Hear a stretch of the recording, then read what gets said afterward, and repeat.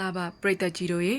မြန်မာနိုင်ငံရဲ့မီးအိမ်ချင်းလို့တင်စားခေါ်ဝေါ်ကြတဲ့ပရာဟိတအမှုပညာရှင်တရုတ်ဆောင်ခိုင်နေဝင်ဟာ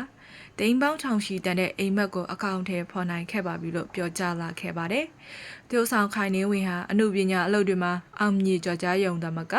ပရာဟိတအလုပ်တွေကိုလည်းဦးဆောင်ပြီးဆောင်ရွက်နေသူတူဖြစ်ပါတယ်။ရေပင်တင်ဒုက္ခပြည်သူများကိုလည်းငွေကြေးအမြောက်များလှူဒန်းခဲ့သူလည်းဖြစ်ပြီးမြန်မာနိုင်ငံရဲ့ဘယ်နေရာဘယ်ဒေသမှာမဆိုလိုအပ်တဲ့နေရာများမှာအမြဲတမ်းပါဝင်လှူဒန်းခဲ့သူလည်းဖြစ်ပါတယ်။ခိုင်နေဝေဟာစိတ်တူကိုယ်တူချစ်သူကိုပိုင်ဆိုင်ထားခဲ့ရပြီးသူမရဲ့ချစ်သူကလည်းသူမရဲ့အလုပ်တွေအကုန်လုံးကိုပါရမီဖြစ်ပြီးသူတူဖြစ်ပါတယ်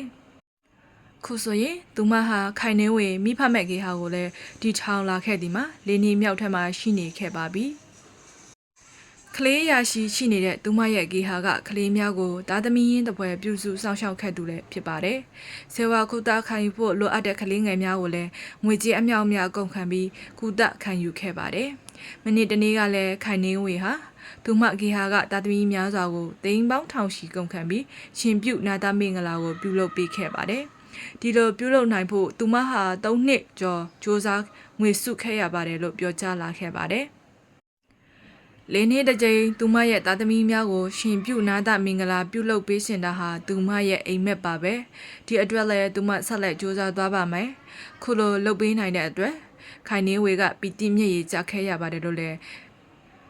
ဖြေကြားလာခဲ့ပါတယ်ပရိသတ်ကြီးများကလည်းခိုင်နေဝေရဲ့ရှင်ပြုနာသမင်္ဂလာအလှမင်္ဂလာအပေါ်မှာတာတို့ခေါ်နိုင်ကြပါစေရှင်